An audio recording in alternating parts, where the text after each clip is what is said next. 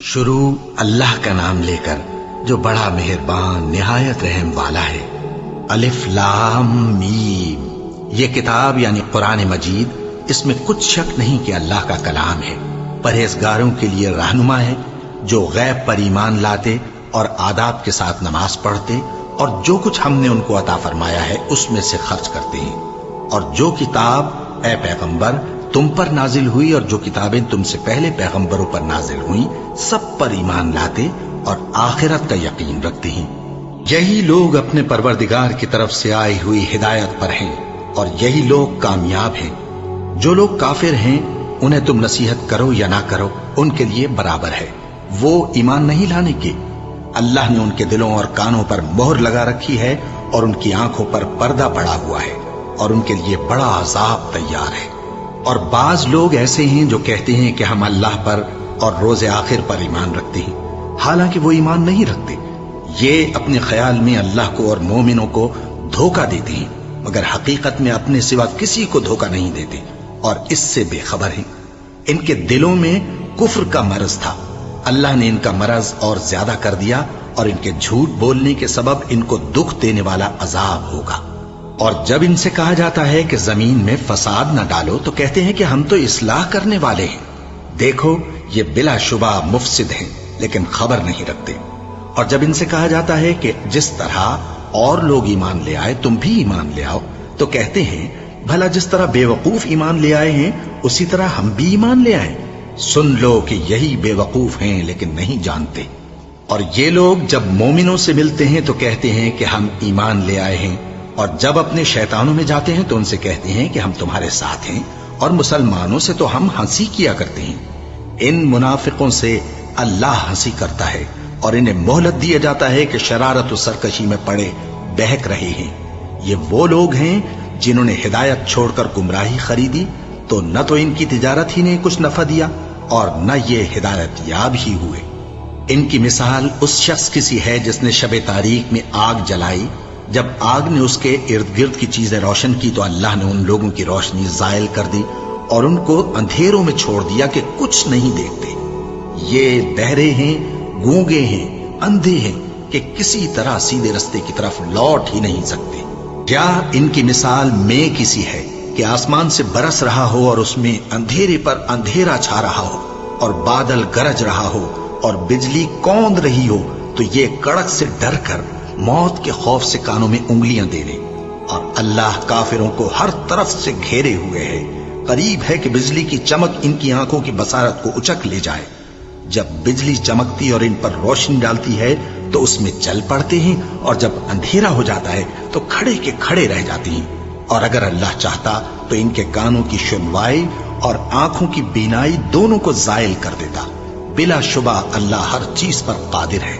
لوگوں، اپنے پروردگار کی عبادت کرو جس نے تم کو اور تم سے پہلے لوگوں کو پیدا کیا تاکہ تم اس کے عذاب سے بچو، جس نے تمہارے لیے زمین کو بچھونا اور آسمان کو چھت بنایا اور آسمان سے مے برسا کر تمہارے کھانے کے لیے انواع و اقسام کے میوے پیدا کیے۔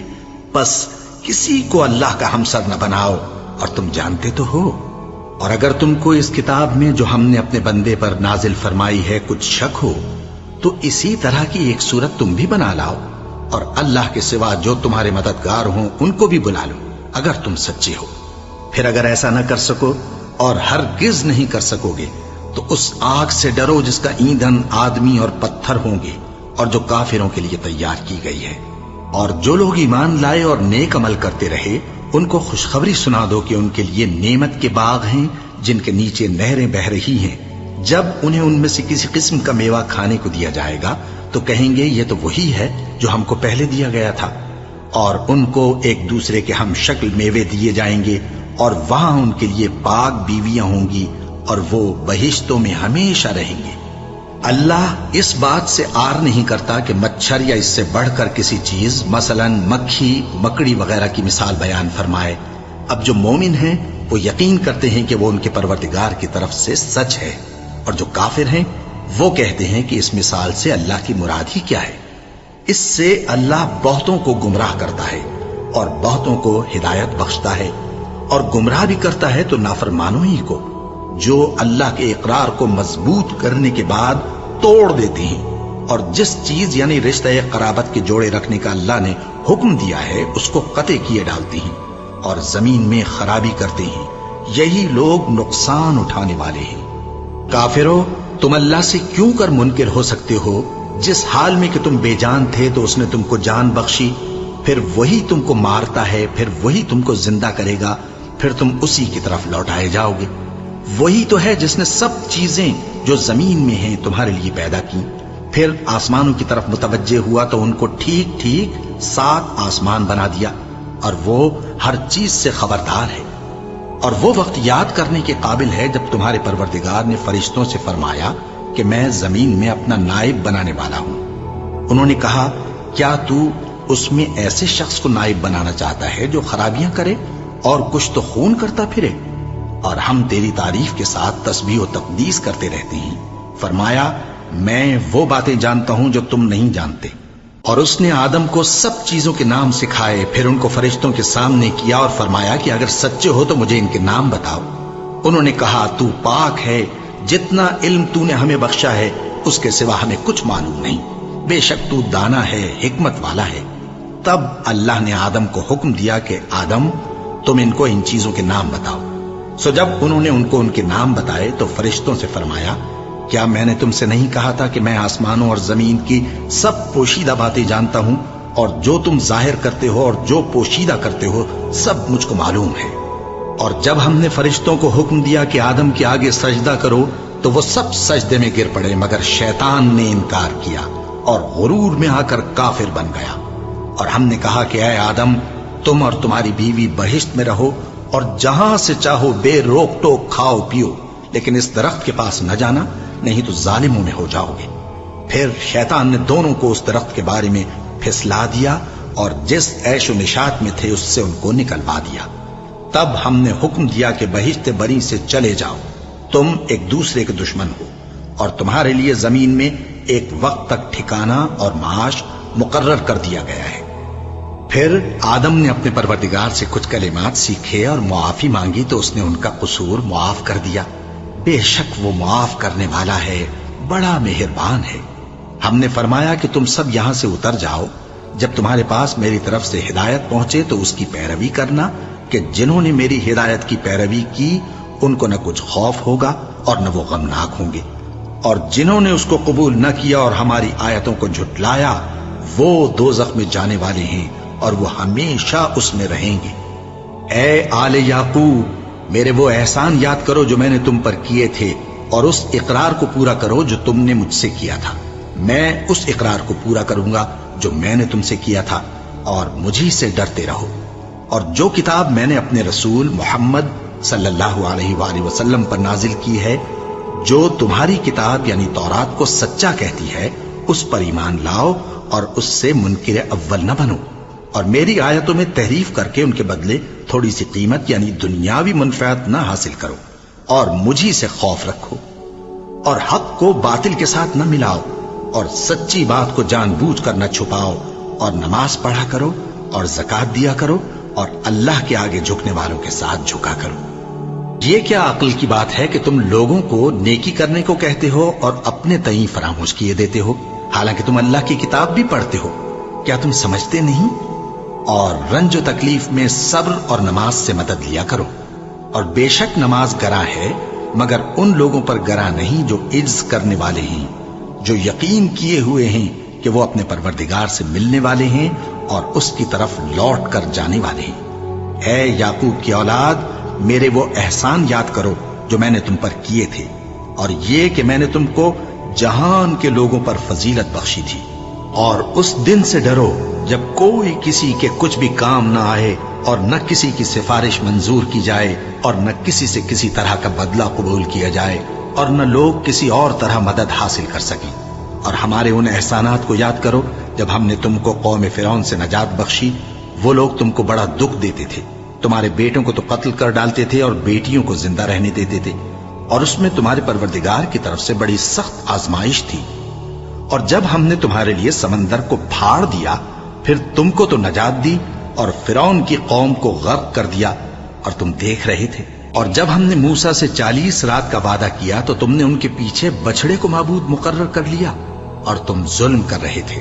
پھر اس کے بعد ہم نے تم کو معاف کر دیا تاکہ تم شکر کرو. اور جب ہم نے موسیٰ کو کتاب اور معجزے عنایت کیے تاکہ تم ہدایت حاصل کرو. اور جب موسیٰ نے اپنی قوم کے لوگوں سے کہا کہ بھائیو، تم نے بچڑے کو معبود ٹھہرانے میں اپنی جانوں پر ظلم کیا ہے، تو اپنے پیدا کرنے والے کے آگے توبہ کرو، پھر اپنوں کو قتل کرو، تمہارے خالق کے نزدیک تمہارے حق میں یہی بہتر ہے. پھر اس نے تمہارا قصور معاف کر دیا. وہ بے شک بڑا معاف کرنے والا ہے، بڑا مہربان ہے. اور جب تم نے موسیٰ سے کہا کہ موسیٰ، جب تک ہم اللہ کو سامنے نہ دیکھ لیں گے تم پر ایمان نہیں لائیں گے، تو تم کو بجلی نے آ گھیرا اور تم دیکھ رہے تھے.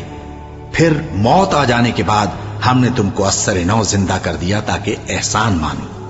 اور ہم نے بادل کا تم پر سایہ کیے رکھا اور تمہارے لیے من و سلوہ اتارتے رہے کہ جو پاکیزہ چیزیں ہم نے تم کو عطا فرمائی ہیں ان کو کھاؤ پیو، مگر تمہارے بزرگوں نے ان نعمتوں کی کچھ قدر نہ جانی اور وہ ہمارا کچھ نہیں بگاڑتے تھے بلکہ اپنا ہی نقصان کرتے تھے.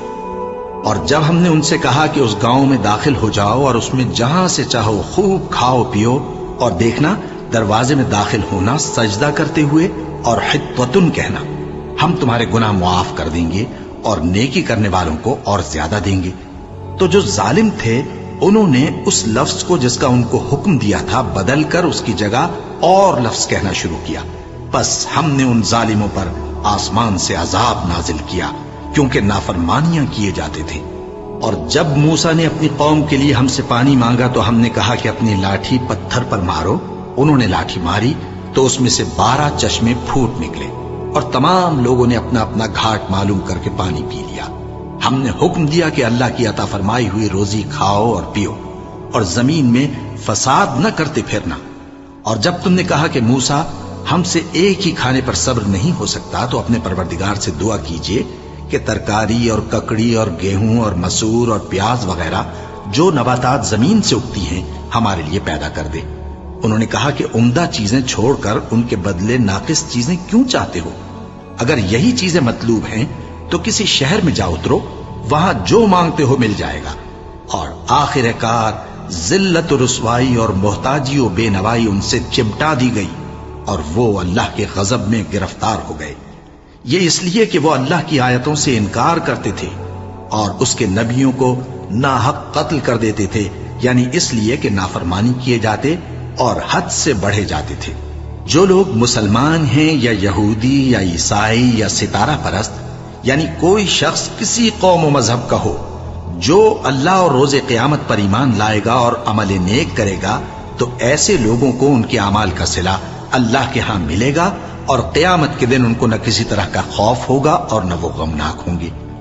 اور جب ہم نے تم سے عہد کر لیا اور کوہ طور کو تم پر اٹھا کھڑا کیا اور حکم دیا کہ جو کتاب ہم نے تم کو دی ہے اس کو زور سے پکڑے رہو اور جو اس میں لکھا ہے اسے یاد رکھو تاکہ عذاب سے محفوظ رہو، پھر تم اس کے بعد عہد سے پھر گئے، سو اگر تم پر اللہ کا فضل اور اس کی مہربانی نہ ہوتی تو تم خسارے میں پڑ گئے ہوتے.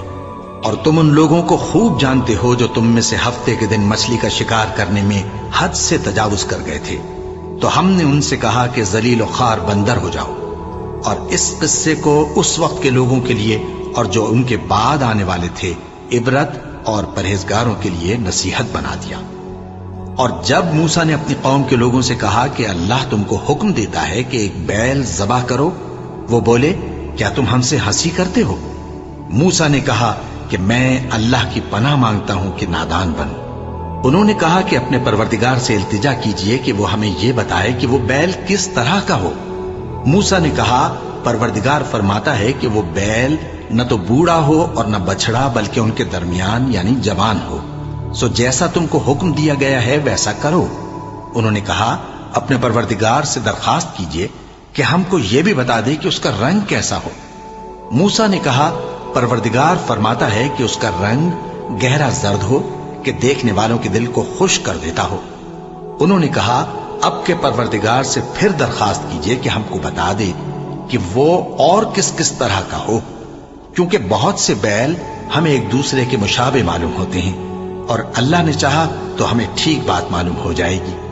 موسیٰ نے کہا کہ اللہ فرماتا ہے کہ وہ بیل کام میں لگا ہوا نہ ہو न तो जमीन जोतता हो और न खेती को पानी देता हो, बेऐब हो, उसमें किसी तरह का दाग न हो। कहने लगे, अब तुमने सब बातें दुरुस्त बता दी। गरज बड़ी मुश्किल से उन्होंने उस बैल को ज़बह किया, जबकि वो ऐसा करने वाले लगते न थे। और जब तुमने एक शख्स को कत्ल किया तो उसमें बाहम झगड़ने लगे, हालांकि जो बात तुम छुपा रहे थे अल्लाह उसको जाहिर करने वाला था। चुनाचे हमने कहा कि उस बैल का कोई सा टुकड़ा मकतूल को मारो।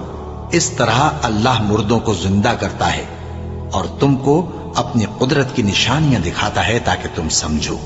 फिर उसके बाद तुम्हारे दिल सख्त हो गए, गोया वो पत्थर हैं या उनसे भी ज्यादा सख्त। और पत्थर तो बाजे ऐसे होते हैं कि उनमें से चश्मे फूट निकलते हैं, और बाजे ऐसे होते हैं कि फट जाते हैं और उनमें से पानी निकलने लगता है, और बाजे ऐसे होते हैं कि अल्लाह के खौफ से गिर पड़ते हैं, और अल्लाह तुम्हारे करतूतों से बेखबर नहीं। मोमिनो, क्या तुम उम्मीद रखते हो कि ये लोग तुम्हारे दीन के कायल हो जाएंगे? हालांकि इनमें से कुछ लोग कलामुल्लाह यानी तौरात को सुनते, फिर उसके समझ लेने के बाद उसको जानबूझकर बदल देते रहे हैं। और ये लोग जब मोमिनों से मिलते हैं तो कहते हैं हम ईमान ले आए हैं, और जिस वक्त तन्हाई में एक दूसरे से मिलते हैं तो कहते हैं जो बात अल्लाह ने तुम पर जाहिर फरमाई है वो तुम उनको इसलिए बताए देते हो कि क़यामत के दिन उसी के हवाले से तुम्हारे परवरदिगार के सामने तुमको इल्जाम दें। क्या तुम समझते नहीं? क्या ये लोग ये नहीं जानते कि जो कुछ ये छुपाते और जो कुछ जाहिर करते हैं अल्लाह को सब मालूम है? और बाज उनमें अनपढ़ हैं कि अपनी आरजुओं के सिवा अल्लाह की किताब से वाकिफ ही नहीं, और वो सिर्फ अटकल से काम लेते हैं। सो उन लोगों पर अफसोस है जो अपने हाथ से किताब लिखते हैं और कहते ये हैं कि ये अल्लाह के पास से आई है, ताकि उसके एवज थोड़ी सी कीमत यानी दुनियावी मनफात हासिल करें। सो उन पर अफसोस है इसलिए कि बेअसल बातें अपने हाथ से लिखते हैं, और फिर उन पर अफसोस है इसलिए कि ऐसे काम करते हैं और कहते हैं कि दोज़ख की आग हमें चंद रोज के सिवा छू ही नहीं सकेगी। इनसे पूछो, क्या तुमने अल्लाह से इकरार ले रखा है कि अल्लाह अपने इकरार के खिलाफ नहीं करेगा?